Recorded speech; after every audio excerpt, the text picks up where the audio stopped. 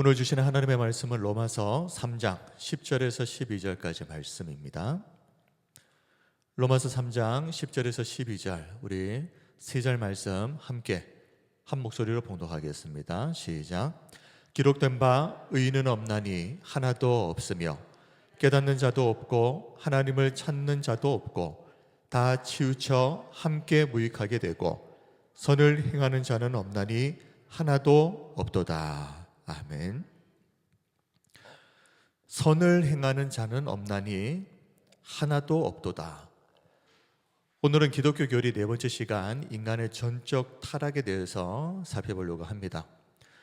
인간의 전적 타락 교리는 칼빈주의 5대 교리 중에 첫 번째 교리입니다. 우리 정통 개혁주의 교리를 우리가 칼빈주의라고 하는데 칼빈의 5대 교리 그 영어의 앞글자를 따서 우리가 튤립 교리라고도 부르는데요. 이 칼빈주의의 5대 교리는 우리가 무엇을 믿는가 하는 것을 보여주고 있습니다. 자, 우리 먼저 참고로 우리 튤립, 우리 5가지의 5대 핵심 교리에 대해서 그냥 제목만 보고 넘어가겠습니다. 자, 첫 번째, 전적 타락입니다. 오늘 우리가 살펴보게 될 내용이죠. 이 전적 타락이라고 하는 것은 인간의 전 존재가 죄로 인해서 부패했다 하는 것입니다. 두 번째 교리, 무조건적 선택. 우리가 하나님의 주권적 은혜로 선택받았다. 자, 세 번째 교리는 제한적 속죄. 택장만을 위한 그리스도의 속죄.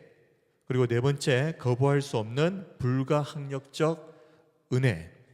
자, 하나님의 은혜는 반드시 우리에게 효력을 가져온다. 우리가 거절하고 거부한다고 해서 이 은혜가 없어질 수가 없다 하는 것입니다. 마지막으로 5번째가 성도의 견인입니다.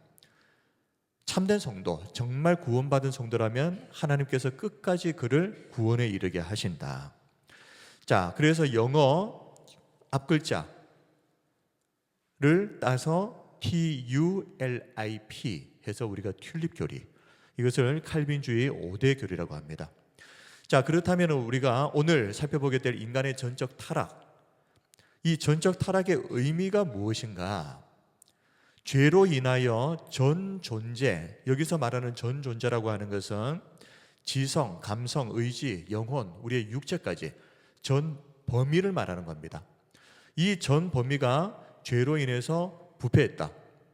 그리고 그 결과 그 부패한 인간은 하나님을 스스로 찾을 수도 없고 구원에 이를 수도 없게 되었다. 이것이 전적 타락입니다. 그래서 로마서 3장 9절에서 12절을 보면 그러면 어떠하냐? 우리는 나으냐? 결코 아니라 유대인이나 헬라인이나 다 죄 아래에 있다고 우리가 이미 선언하였다 그랬습니다. 모든 사람이 유대인이든 이방인이든 구별 없이 모든 사람은 죄 아래에 있다. 모두가 죄인이다. 기록된 바 의인은 없나니 하나도 없다. 그리고 11절 깨닫는 자도 없고 하나님을 찾는 자도 없고 다 치우쳐 함께 무익하게 되고 선을 행하는 자는 없나니 하나도 없도다. 자, 이것이 전적 타락의 상태입니다. 전적 타락은 깨닫지도 못합니다. 그리고 하나님을 찾지도 않습니다. 그리고 선을 행하는 자도 없는데 하나도 없다. 이것이 전적 타락의 상태고요. 로마서 8장 7절을 보면 육신의 생각, 우리들의 생각이 어떠냐 보니까요. 육신의 생각은 하나님과 원수가 되나니 이는 하나님의 법에 굴복하지 아니할 뿐 아니라 할 수도 없습니다. 이것이 전적 타락한 인간의 상태입니다. 하나님의 법에 굴복하지도 않을 뿐더러 하려고 해도 할 수도 없는 상태. 자, 이 인간의 전적 타락을 잘 보여주는 성경 구절이 있는데요. 창세기 6장 5절을 보면 노아의 홍수 사건입니다. 여호와께서 사람의 죄악이 세상에 가득함과 그의 마음으로 생각하는 모든 계획이 항상 악할 뿌림을 보셨다 그랬습니다. 이것이 전적으로 타락한 인간의 상태. 마음으로 생각하는 모든 것들이 보니까 하나님이 보시니까 항상 악하다는 것입니다. 그래서 노아의 홍수 사건을 통해서 심판을 받을 수밖에 없었죠. 그리고 로마서 7장 18절을 보면 내 속 곧 내 육신에 선한 것이 거하지 아니하는 줄을 아노니 바울이 고백합니다. 우리 속을 들여다보니까 우리 속에 선한 것이라고는 없더라는 것입니다. 원함은 내게 있으나 선을 행하는 것은 없노라. 마음속으로는 어떻게든 선하게 살아보려고 하는 마음이 있을지는 모르겠지만 실제 삶의 결과를 보니까 선을 행하지는 않는다. 이것이 타락한 인간의 상태라는 것입니다. 웨스트민스터 신앙고백서 6장을 보면 인간은 죄로 인해 전적으로 부패하게 되었으며 자신의 힘으로 하나님께로 돌이킬 수 없다라고 이야기합니다. 그러니 이 전적으로 타락한 상태에서는 어떤 사람도 스스로의 힘으로는 스스로 회개하고 돌이켜서 하나님께로 갈 수 있는 사람이 없다. 그리고 하이델베르그 요리문답 8문, 우리는 본성상 선을 행할 수 없고 오히려 모든 악에 기울어 있다. 우리가 지금까지 살펴본 이 말씀을 통해서 인간은 전적으로 타락한 존재다. 그런데 범인은요, 한 사람도 빠짐없이. 자, 그런데 이 전적 타락을 우리가 오해해서는 안 되는 것이 인간이 하나님의 형상으로 지음받았습니다. 그런데 전적으로 타락했다고 해서 우리 속에 있는 하나님의 형상이 완전히 상실해버린 것은 아니다. 자, 물론 인간의 전 존재, 이 전 존재가 죄로 인해서 부패하고 하나님께 나아갈 수 있는 능력을 잃어버린 것은 사실입니다. 그러나 그렇다고 해서 타락으로 인해서 분명히 하나님의 형상이 심각하게 훼손은 되었지만 그렇다고 해서 우리 속에 하나님의 형상이 조금도 남겨지지 않은 것은 아니다. 심각하게 훼손되었지만 완전히 상실된 것은 아니다. 자, 그것을 보여주는 성경의 예가 있습니다. 자, 노아의 홍수 사건 이후에 새로운 세대가 이제 세워지게 되는데 어떻게 언급이 되어 있는가 하면요, 창세기 9장 6절을 보면 자, 노아의 홍수 후에 하나님께서 노아와 그의 가족들에게 사명을 주십니다. 그러면서 뭐라고 이야기하시는가 하면 다른 사람의 피를 흘리면 안 된다. 다른 사람의 피를 흘리게 해서는 안 된다. 그 이유가 무엇이냐? 거기에 대해서 설명하시면서 이렇게 말합니다. 다른 사람의 피를 흘리면 그 사람의 피도 흘릴 것이니 이는 하나님이 자기 형상대로 사람을 지으셨음이니라. 자, 노아의 홍수 사건 이후에 이 세대를 향해서도 그 속에 하나님의 형상이 있다라고 표현을 하고 있습니다. 그리고 신약 성경도 보면 죄인인 인간이 여전히 하나님의 형상을 지닌 존재다, 이렇게 표현하고 있는데요, 야고보서 3장 9절입니다. 이것으로 우리가 주 아버지를 찬송하고 또 이것으로 하나님의 형상대로 지음을 받은 사람을 저주하나니. 자, 사람에 대해서 표현을 하면서 묘사를 하면서 하나님의 형상대로 지음을 받은 사람이라고 이렇게 표현하고 있습니다. 그러므로 우리가 성경을 볼 때 인간이 전적으로 타락했지만 그것으로 인해서 하나님의 형상이 심각하게 훼손되었지만 그럼에도 불구하고 우리 속에는 여전히 하나님의 형상이 어느 정도는 남아있다. 자, 게다가 성경은 골로새서 3장 10절을 보면요, 새 사람을 입었다 이렇게 표현합니다. 새 사람을 입었으니 이는 새 사람 입었다는 것이 무슨 의미냐? 이는 자기를 창조하신 이의 형상을 따라 지식에까지 새롭게 하심을 입은 자니라. 우리가 예수님을 믿음으로 말미암아 새 사람을 입게 되는데 그 새 사람이 뭐냐? 하나님의 형상의 회복이라는 말입니다. 그리고 에베소서 4장 24절은 이제 앞으로 미래에 어떻게 되느냐? 하나님을 따라 의와 진리의 거룩함으로 지으심을 받은 새 사람을 입으라. 자, 이것은 미래형이죠. 앞으로.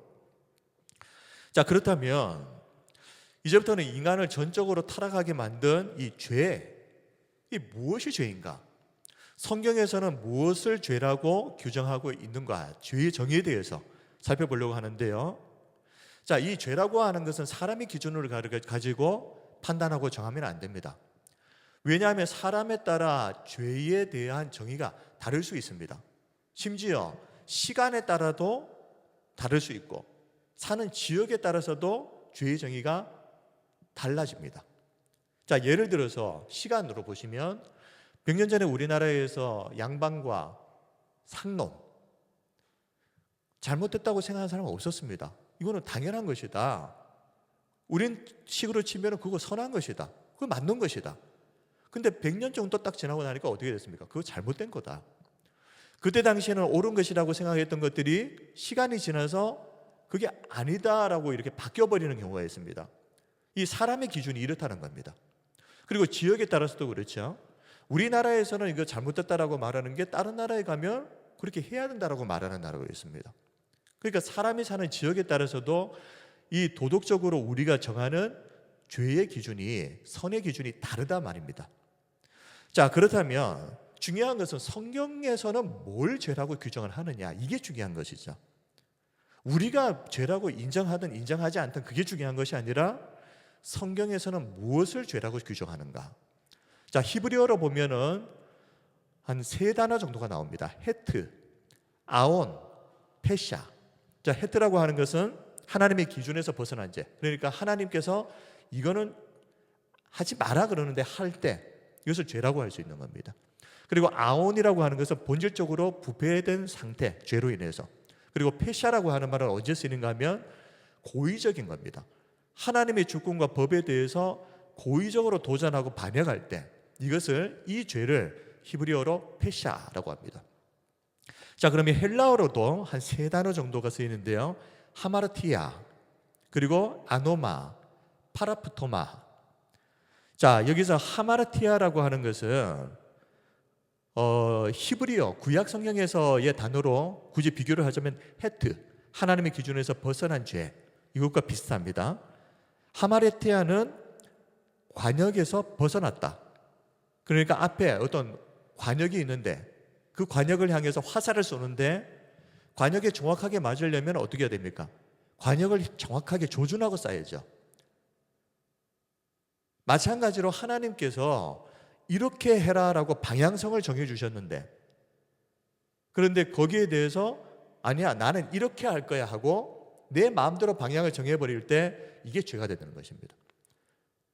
자, 방향이 달라져 버렸는데 화살이 관역에 맞을 수가 없죠.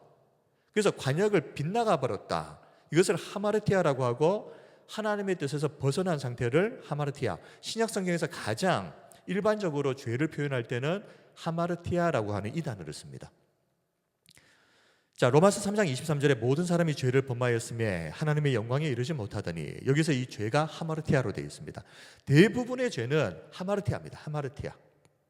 자, 아노마라고 하는 것은 하나님의 법에 대해서 고의적으로 무시하는 겁니다. 자, 그러니까 히브리어에서는 페샤죠, 페샤. 하나님의 주권과 법에 대해서 고의적으로 도전하고 반역하는 것. 그래서 페샤와 비슷한 것입니다. 자, 마태복음 7장 23절을 보면 이 아노마라고 하는 단어가 나오는데요. 그때 내가 그들에게 밝히 말하되 내가 너희를 도무지 알지 못하니 불법을 행하는 자들아 내게서 떠나가라. 여기서 말하는 불법, 여기서 아노마라고 하는 단어를 쓴 것을 보면 이 불법이 어떤 죄라는 겁니까? 고의적으로 행한 죄라는 말입니다. 그리고 세 번째로 파라포토마. 자, 이 파라포토마는 신약 성경에서는 이렇게 죄라고 하는 단어로 번역하기보다는 허물이라고 하는 단어로 번역이 되어 있습니다. 자, 그런데 에베소서 2장 1절을 보면은 이 파라포토마와 하마르티아가 두 개가 다 나옵니다. 그는 허물, 이 허물이 파라포토마입니다. 허물과 죄, 하마르티아, 죄로 죽었던 너희를 살리셨도다. 자, 그러면 이 파라포토마는 뭐냐?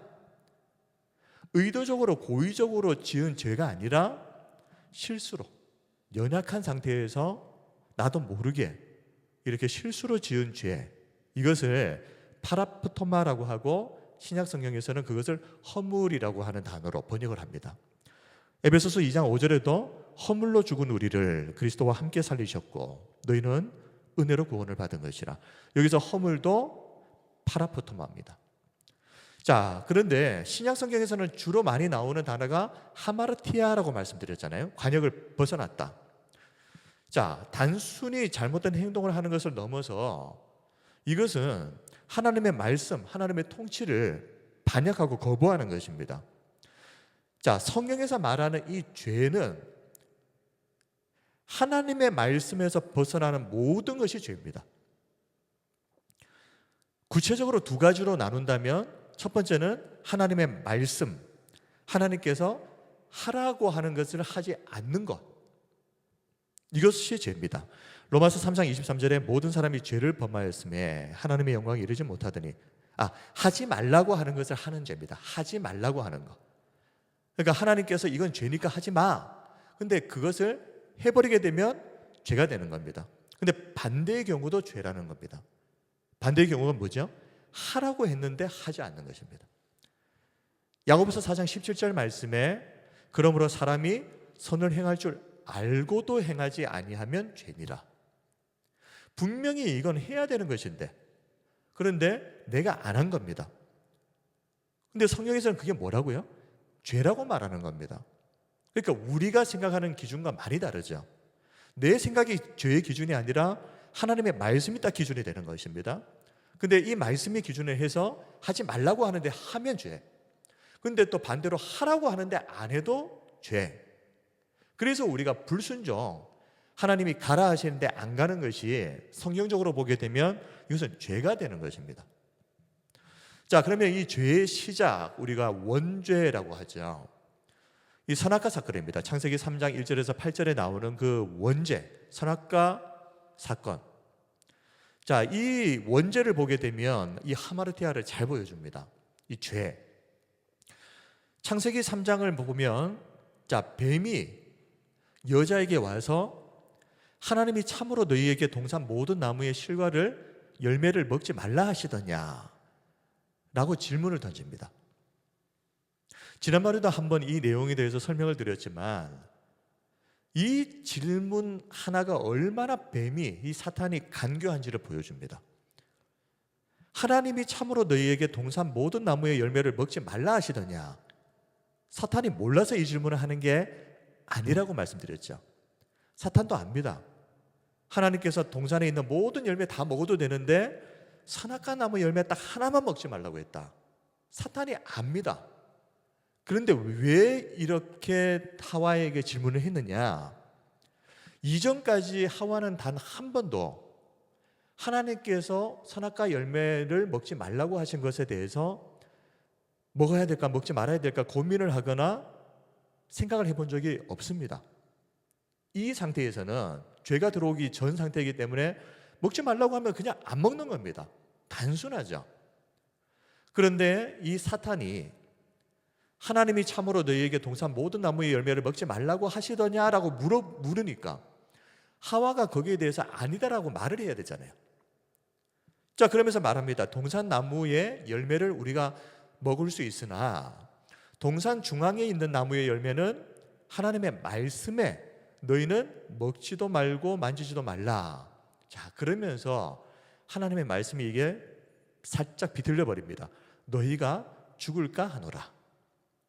하나님께서는 이거 먹으면 반드시 죽는다고 말씀하셨는데 이 하와가 사탄의 말에 대답을 하는 과정에서 하나님의 원래 말씀이 왜곡이 되어버립니다.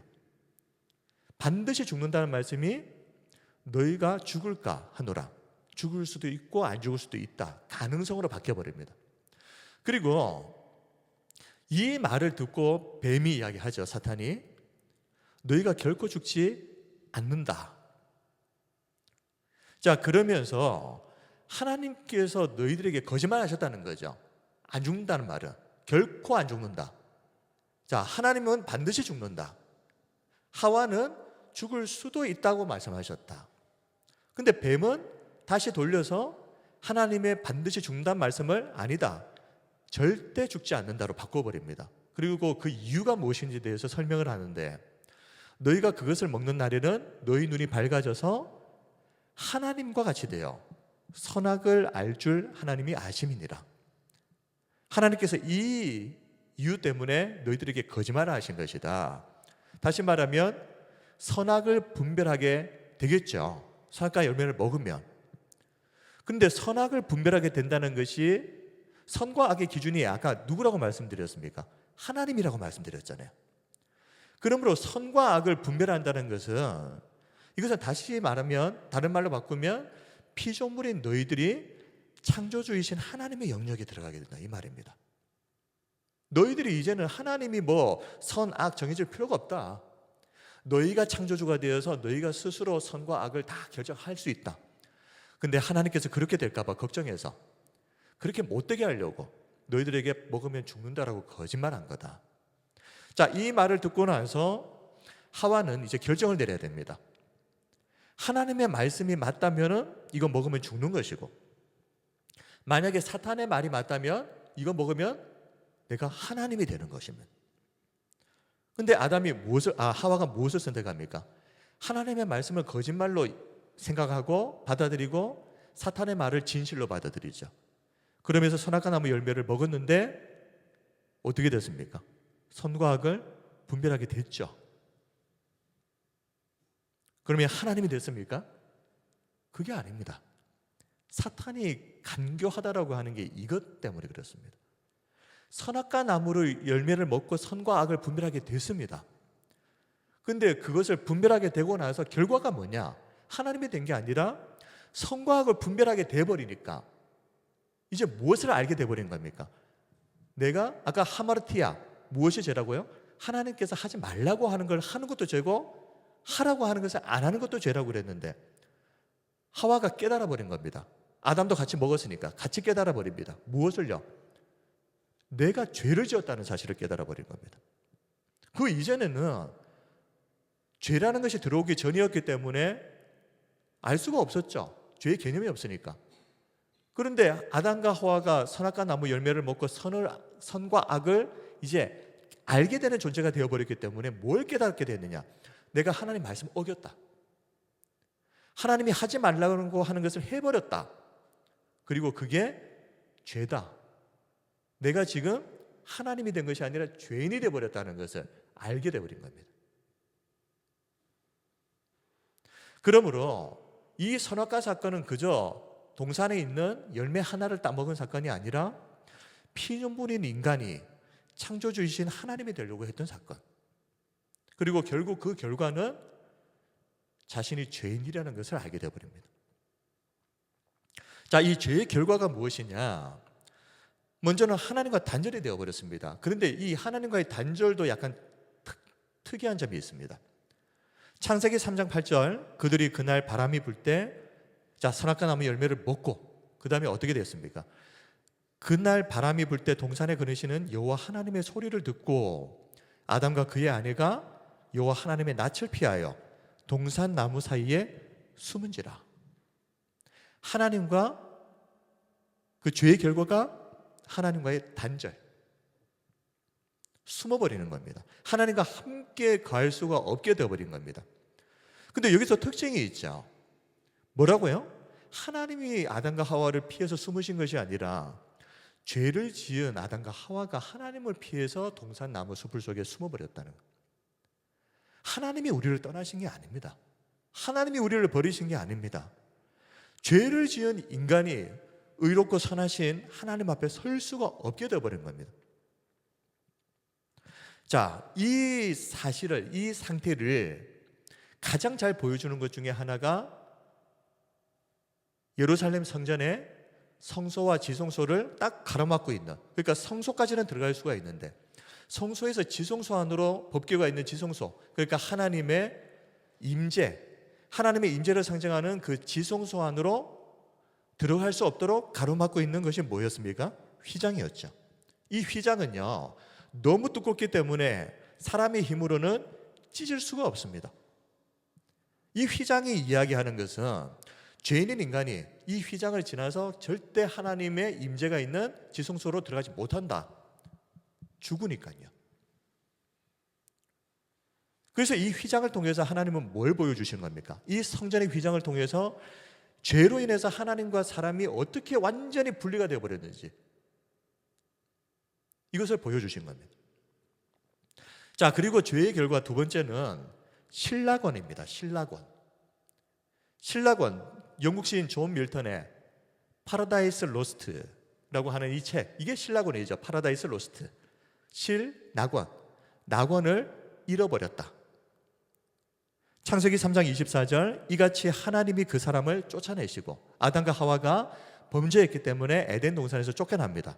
이같이 하나님이 그 사람을 쫓아내시고 에덴 동산 동쪽에 그룹들과 두루 도는 불칼을 두어 생명나무의 길을 지키게 하시니라. 죄의 결과입니다. 하나님과 단절되어 버렸고, 그리고 에덴 동산, 하나님의 나라에서 추방당해버리는 신라권.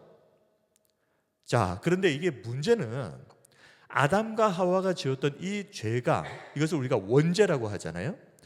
문제는 이 원죄가 후세대로 유전이 되어서 이어진다는 겁니다. 계속해서 전해진다는 겁니다. 시편 51편 5절 말씀을 보십시오. 내가 죄악 중에서 출생하였으며 어머니가 죄 중에서 나를 잉태하였나이다 라는 말이 나옵니다. 네, 요거 다음에 또 나오니까 그때 한번 구절 보시고요. 자, 내가 죄악 중에서 출생했다는 겁니다. 애가 태어났는데 무슨 죄가 있습니까? 근데 태어났을 때 이미 나는 죄인의 상태로 태어났단 말입니다. 그리고 어머니가 죄 중에서 나를 잉태하였나이다.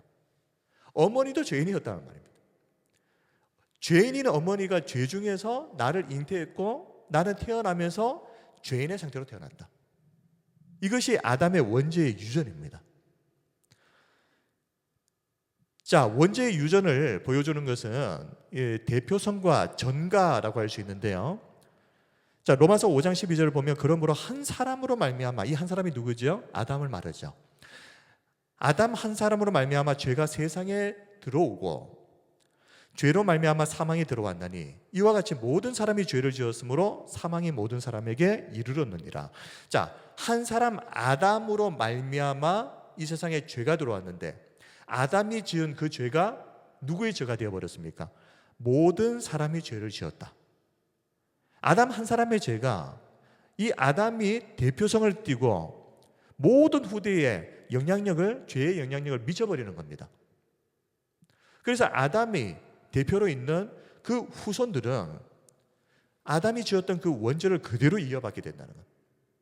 그러다 보니까는 어머니의 뱃속에 생명으로 잉태되는 그 순간부터 이미 그 생명에는 어머니를 통해서 내려오고 있는 아버지와 어머니를 통해서 내려오고 있던 그 원죄가 내가 뱃속에 잉태되는 순간, 생명으로 잉태되는 순간 이미 원죄는 유전되어 버리는 상태에서 태어나게 된다는 말이죠.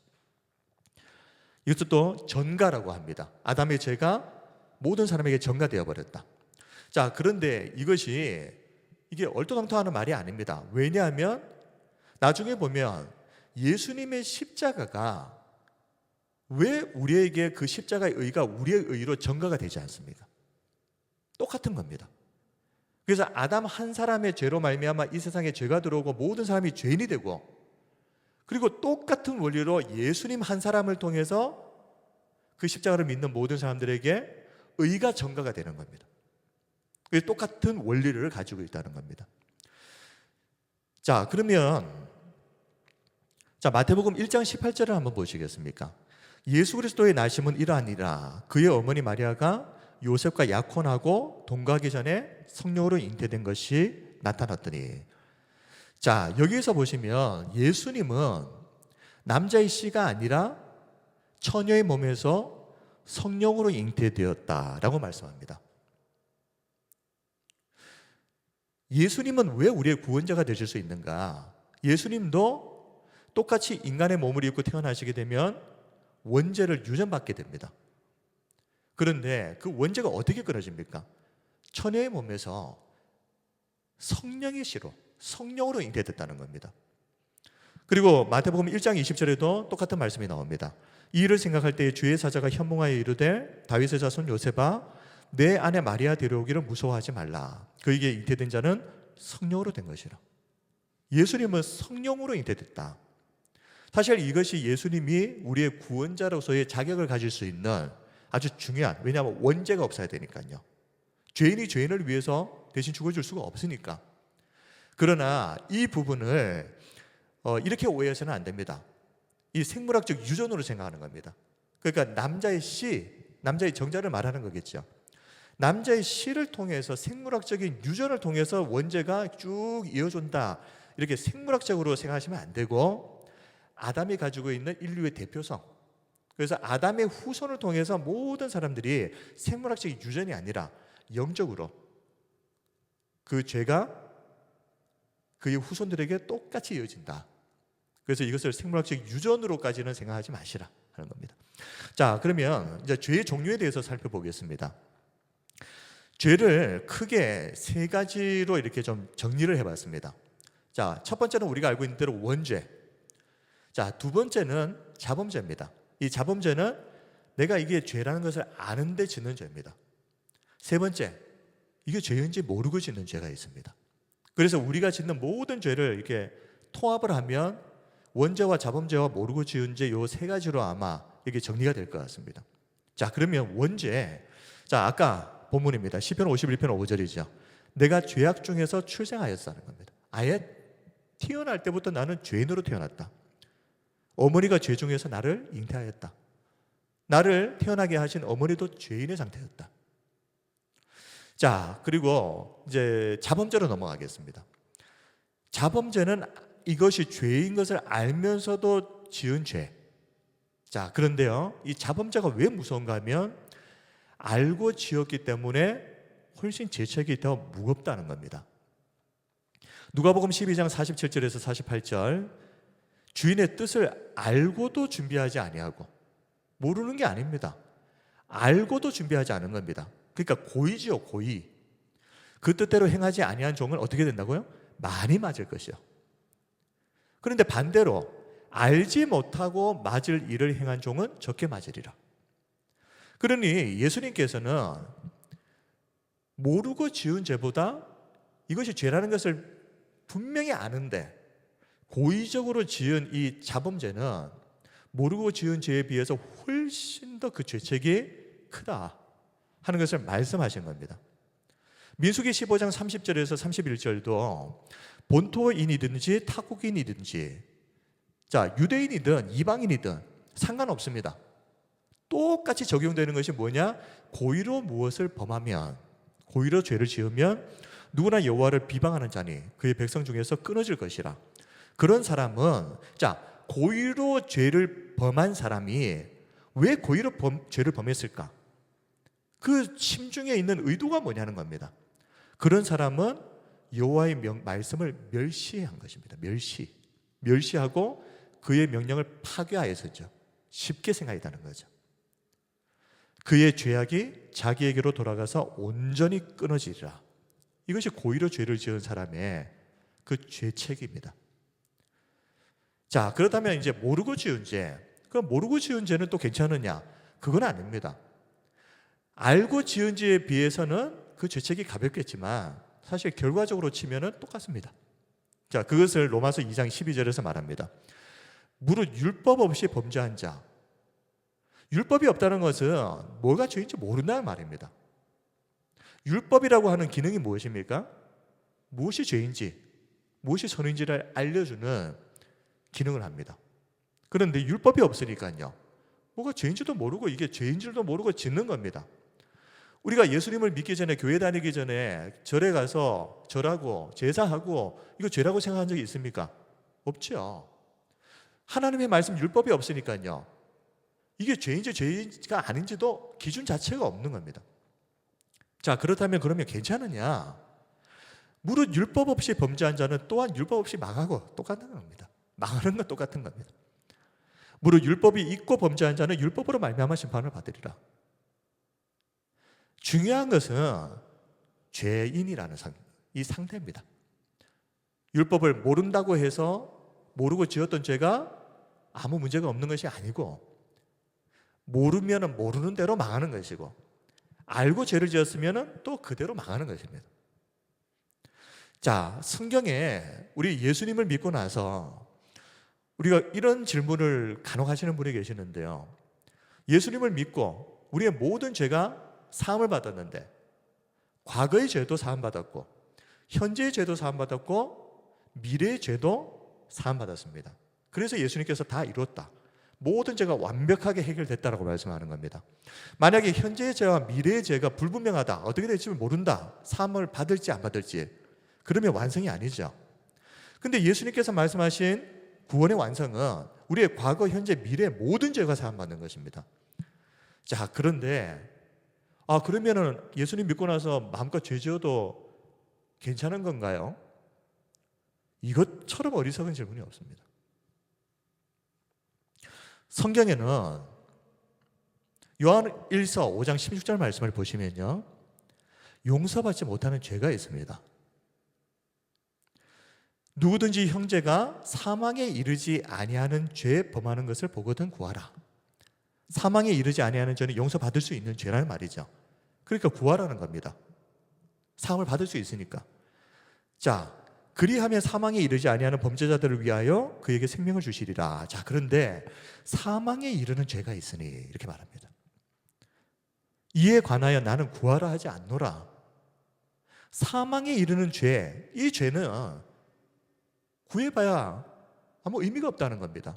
이 죄를 지어버리면 사함을 받을 수가 없는 죄이기 때문에. 자, 그 죄가 뭐냐? 성령 회방죄입니다. 성경에서 말하는 사함받지 못하는 죄, 성령 회방죄. 자, 그러면 어떤 것이 성령 회방죄냐? 성령 회방죄라고 하는 이 단어만 보시게 되면 성령을 회방했구나. 자, 구체적으로 어떤 예를 한번 설명을 드리면 마가복음 3장입니다. 마가복음 3장 28절에서 30절을 보면, 자, 예수님께서 귀신 들린 사람을 고치셨습니다. 그런데 예루살렘에서 내려온 서기관들이 이 귀신 들린 사람을 고친 예수님을 향해서 뭐라고 이야기하는가 하면요, 예수님이 귀신의 왕인 바알세불의 힘을 빌려서 귀신을 쫓아낸 것이다.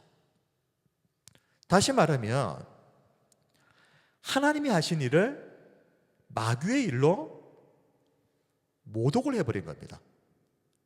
자, 이 내용에 대해서 28절부터 30절에 내가 진실로 너에게 이르노니 사람의 모든 죄와 모든 모독하는 일은 사하심을 얻되.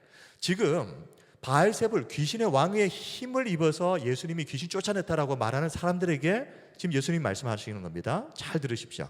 내가 진실로 너에게 이르노니 사람의 모든 죄와 모든 모독하는 일은 사하심을 얻되 누구든지 성령을 모독하는 자는 영원히 사하심을 얻지 못하고 영원한 죄가 되느니라 하시니 이는 그들이 말하기를 더러운 귀신이 들렸다 함이러라. 지금 이 서기관들이 예수님을 향해서 귀신의 힘을 빌려서 지금 귀신 쫓아냈다라고 말하는 이게 뭐라는 겁니까? 성령을 모독하는 죄를 지었는데 이 성령을 모독하는 이 죄는 영원히 사하심을 얻지 못한다. 이게 성령 회방죄의 한 예입니다. 근데 마태복음 12장 31절에서 32절을 보면 비슷한 내용입니다. 자, 예수님께서 귀신 들려서 눈 멀고 말 못하는 사람을 고쳐주셨습니다. 사람들이 놀라죠. 근데 바리새인들은 똑같은 말을 합니다. 예수님께서 귀신의 왕 바알세불의 힘을 입지 않고는 절대 귀신을 쫓아낼 수 없었을 것인데 귀신의 힘으로 그렇게 한 것이다. 이들에게 하신 말씀이 바로 31절 32절 마태복음 12장 31절 32절 말씀입니다. 그러므로 내가 너희에게 이르노니 사람에 대한 모든 죄와 모독은 사하심을 얻되 성령을 모독하는 것은 사하심을 얻지 못하겠고 또 누구든지 말로 인자를 거역하면 사하심을 얻되 어떤 죄는요? 누구든지 말로 성령을 거역하면 이 세상과 오는 세상에서도 사하심을 얻지 못하리라. 비슷한 이 상황을 가지고 이런 게 바로 성령을 모독한 성령 회방죄다. 근데 이런 죄는 사함을 받을 수가 없다.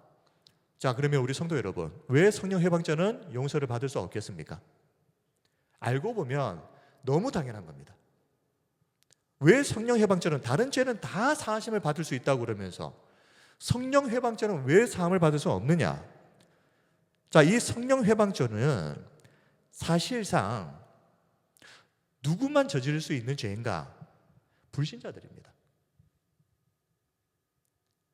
예수님을 믿고 정말 구원받은 성도는요, 대놓고 성령 회방죄를 저지를 수가 없습니다. 자신이 저지른 죄에 대해서 일체의 회개도 거절해버리고 그리고 양심이 마비되어서 죄인을 완고하게 하는 죄, 이 성령 회방죄, 이것은 본질적으로 하나님이 구원하기로 택하고 정하신 이 중생한 사람에게는 있을 수가 없는 불가능한 죄가 성령 회방죄인 겁니다. 그러므로 아니 예수님을 믿고 구원받은 내가 성령 회방죄로 혹시 구원을 못 받으면 어떡하지? 이런 걱정을 하실 필요가 없다는 말입니다. 진짜 회개하고 예수님 믿는 사람은 성령 회방죄를 저지를 수가 없다. 그런데 예수님께서 질책하셨던 사람들이 다 누구였습니까? 바리새인 서기관들. 실제로는 안 믿는 사람들입니다. 불신자들. 자, 그리고 성경에서는 예수님 믿으면 뭐 죄를 실컷 지어도 되겠네요? 아니요. 고의적으로 죄를 반복하는 것에 대해서 얼마나 성경에서 엄중하게 경고하고 있는지 한번 보십시오. 히브리서 10장 26절에서 29절을 보면 26절만 기록을 해놨습니다. 한번 보십시오. 우리가 진리를 아는 지식을 받은 후, 자, 복음을 듣고 이해하고 신앙 고백까지 했다는 말입니다. 이 사람이. 그런데 짐짓 죄를 범한즉 다시 속죄하는 제사가 없다. 아니, 짐짓은 뭐고 죄를 범했다. 근데 다시 속죄하는 제사가 없다. 이게 무슨 말이냐는 거죠. 짐짓이라고 하는 것은 헤쿠시소스, 이 헬라어로 보게 되면 이 짐짓은 좀 정확하게 번역을 해야 됩니다. 고의로 죄를 범했다 그랬는데 이 죄를 범했다는 것도 현재 분사입니다. 그럼 이게 뭡니까? 어쩌다가 한 번 죄를 지은 게 아니고 그 죄를 고의적으로 계속해서 반복해서 짓고 또 짓는 겁니다. 이런 사람에게 어떻게 해요? 다시는 속죄하는 제사가 없고 오직 무서운 마음으로 심판을 기다리는 것과 대적하는 자를 태울 맹렬한 불만이 있으리라. 심판밖에 없다는 것입니다. 민수기 15장에도 보면 실수로 죄를 지은 것에 대해서는 속죄제를 하면, 속죄 제사를 드리면 사함이 가능합니다. 그런데 15장에 뒤에 보면 고의로 죄를 지은 사람에 대해서 나옵니다. 근데 이 고의로 지은 사람이 왜 용서를 못 받느냐? 그 내용에 뭐라고 나와 있는가 하면요, 여호와를 대놓고 모독하기 때문에. 이게 뭐겠습니까? 하나님 안 믿는 사람이죠. 이거는 대놓고 하나님을 고의적으로 모독하는 것, 죄를 지어서 이것은 사함을 받을 수가 없는 죄다. 이렇게 아예 민수기 15장에는 규정을 해보고 있습니다. 자, 그러면 이런 사람들이 어떤 사람이겠습니까? 하나님을 아예 괴롭히려고 작정을 하고 죄가 죄인 줄도 알고 그런데도 계속해서 죄를 반복한다. 저는 이게 누구냐라고 생각했을 때 교회 안에 있는 불신자입니다. 교회를 나와서 목사의 설교를 듣고 성경을 읽으면서 이것은 죄다, 죄가 아니다, 압니다. 또 예수님을 믿어야 되는 것이구나, 압니다. 그런데 불신자의 상태인 겁니다. 예수님 안 믿습니다, 끝까지.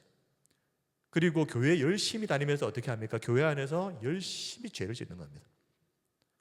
성도들 상처 주고 주변 사람들 힘들게 하고 세상에 다니면서 예수님 믿는 사람이라고 이야기하면서 온갖 불법 다 저지르고 다니고,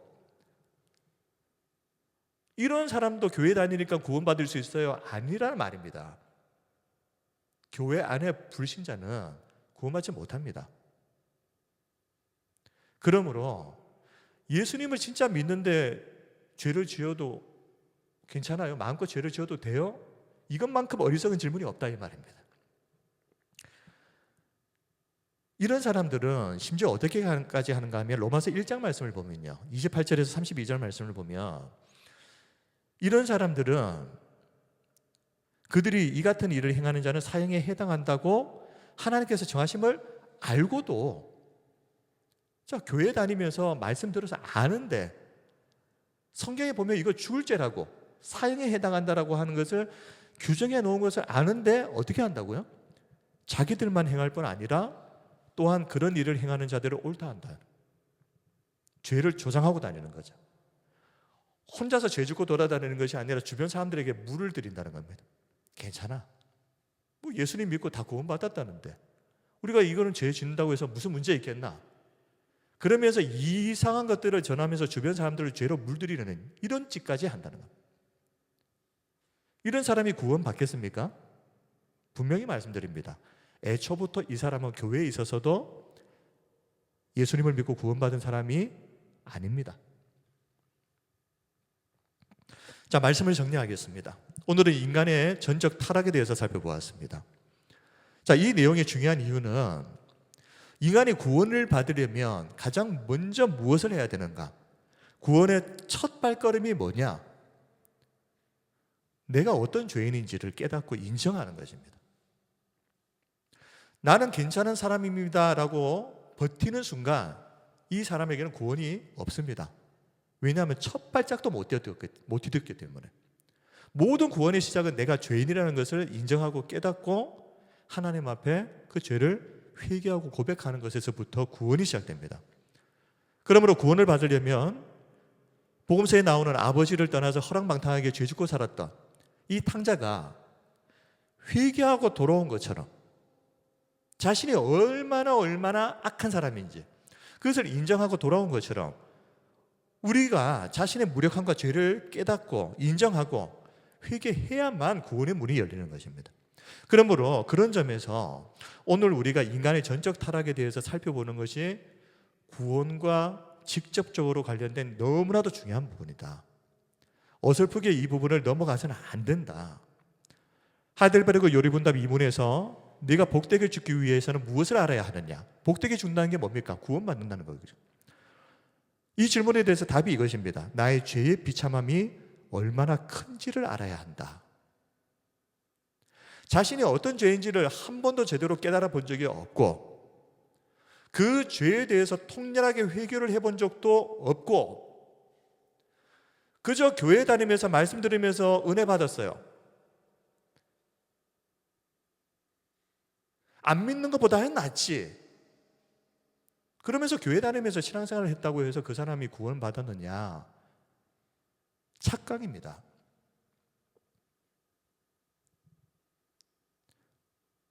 그래서 우리가 인간의 전적 타락 교리를 제대로 알아야 된다는 말입니다. 어설프게 알면 앞에서 말씀드린 것처럼 나는 교회 다니니까 예수님 믿었고 그러니까 마음껏 죄를 지어도 괜찮겠네 이런 소리 하고 돌아다닌다는 말입니다. 인간의 전적 타락에 대해서 제대로 모르면 물론 인간의 전적 타락이라고 하는 것이 하나님 형상의 완전한 상실을 말하는 것은 아니지만 일단 죄로 인해서 심각하게 훼손된 것은 사실이죠. 그러나 이렇게 심각하게 훼손된 상태에서는 어떻게 해요? 스스로 회개할 수도 없고요. 하나님을 찾을 수도 없습니다. 칼빈이 전적 타락 이 5개의 중요한 핵심 교리 5개에서 제일 처음에 인간의 전적 타락 교리를 다룬 이유는 단지 당신들은 죄인이요 우리는 죄인이다 이것을 아는 데서 끝나는 것이 아니라 우리의 죄가 얼마나 심각한지를 알면 내 속에는 내 스스로 구원을 받을 만한 단 1%의 가능성도 없다는 것을 알게 됩니다. 그럼 어떻게 되겠습니까? 정말 전심으로 우리의 구원자를 찾게 된다는 말입니다.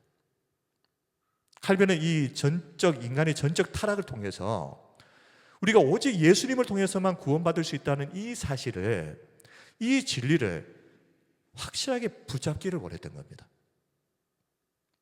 이것이 아니면요 자꾸만 자기 스스로 자기 자신에게서 구원의 가능성을 찾으려고 하거든요. 내가 교도소에 들어가서 무슨 죄를 짓고 교도소에 들어간 사람도 아니고 저 사람에 비하면 나는 그래도 괜찮은 사람처럼 보이는데 그러면서 자꾸만 자기 속에 있는 구원의 가능성을 찾으려고 한단 말입니다. 그런데 칼빈이 말하는 전적 타락과 성경에서 말하는 모든 성경의 내용들은 우리 속에는 구원을 얻을 만한 단 1%의 가능성도 없다라고 말하는 겁니다. 그래서 예수님 외에는 우리가 구원받을 길이 없다라는 것을 깨닫게 하시는 것입니다. 그러므로 우리 성도 여러분, 우리가 교회를 다니면서 하나님의 말씀을 들으면서 내가 어떤 죄인인지를 깨닫게 되는 것은 하나님이 주시는 너무나도 큰 은혜입니다. 만약 교회에서 죄인들을 어설프게 위로해주고 마음껏 죄를 지어도 괜찮다고 조장한다면 그런 교회에는 사람들이 많이 올 겁니다. 얼마나 좋습니까? 그런데 진짜 교회는 죄를 죄라고 있는 그대로 지적하는 교회입니다. 그것을 통해서 내가 어떤 죄인인지를 이곳에서 깨달아야 그래야 그 깨달은 사람이 진심으로 예수님을 구원자로 찾게 되고 그리고 찾고 구하는 자에게 하나님께서 구원의 은혜를 주시는 것입니다. 그러므로 우리가 말씀을 읽을 때마다 하나님께서 너는 죄인이라고 지적하실 때 이것이 정말 은혜이구나 하는 것을 꼭 기억하셨으면 좋겠습니다. 너 괜찮은 사람이야 그 말 듣고 마음에 위로받고 힘 얻어가지고 마지막 날에 멸망하는 것보다 있는 그대로의 우리의 속사람을 성경을 통해서 정확하게 깨닫게 하시는 것이 은혜 아니겠습니까? 오늘도 우리가 오늘 인간의 전적 타락 교리를 통해서 우리 자신들을 좀 돌아보고 내 속에는 단 1%의 구원을 얻을 만한 가능성이 없다는 것을 인정하고 그런 죄인을 구원하신 하나님께 감사하며 우리가 구원받은 자답게 살 수 있는 그렇게 회복되어지는 저와 우리 성도님들이 다 되시기를 주님의 이름으로 축원드립니다. 아멘. 이제 우리 같이 함께 기도하겠습니다. 이 시간 기도할 때 하나님 오늘 주시는 이 말씀을 통해서 우리 각자에게 주시는 하나님의 뜻이 있을 줄 믿습니다. 혹시라도 우리 가운데 아직까지도 정말 제대로 자신이 죄인인 것을 깨닫지 못하고 그러면서도 교회를 다니니까는 나는 구원받았다라고 착각하는 사람이 있다면 오늘 이 시간 하나님의 구원의 은혜가 임하는 시간이 되었으면 좋겠습니다. 10년, 20년 다녔다고 해서 나는 그런 사람이 절대 아닐 거야 라고 장담하지 마십시오. 40년, 50년 된 사람 가운데에서 저는 그런 사람 봤습니다. 그러므로 오늘 이 시간, 이 밤에 하나님께서 우리에게 주시는 이 기회를 절대 놓치지 마시고 이 자리에 있는 우리 모두가 정말 하나님 안에서 구원받은 성도로 그러기 위해서 내 속에 있는 죄를 볼 수 있는 은혜, 그리고 우리에게는 주님밖에는 구원의 길이 없음을 또 고백할 수 있는 이 밤이 될 수 있도록 기도해 주시고 우리 교회를 위해서 기도해 주시기 바랍니다. 우리 교회가 정말 하나님 두려워하고 구원받은 자로서 이 땅에 살아갈 때에 정말 영적인 부담감을 가지고 믿는 자답게 살려고 몸부림치는 그런 교회 될 수 있도록 교회에 기도해 주시기 바랍니다. 그리고 우리 성도들 가운데 연약한 중에 있는 성도들 하나님께서 능력의 발로 붙들어 주셔서 회복되고 치유되는 기적들이 일어날 수 있도록 인생의 문제 다 하나님 앞에 내려놓고 우리의 영혼까지도 구원하신 하나님께서 이 땅을 살아가는 동안 우리에게 필요한 것 하나님이 왜 안 주시겠습니까? 우리가 간절한 마음으로 하나님 앞에 기도하면서 주님의 은혜를 구하고 또 기도하는 이 시간 되시기 바랍니다. 함께 우리 통성으로 기도하겠습니다. 은혜와 사랑이 풍성하신 우리 하나님 아버지 감사합니다.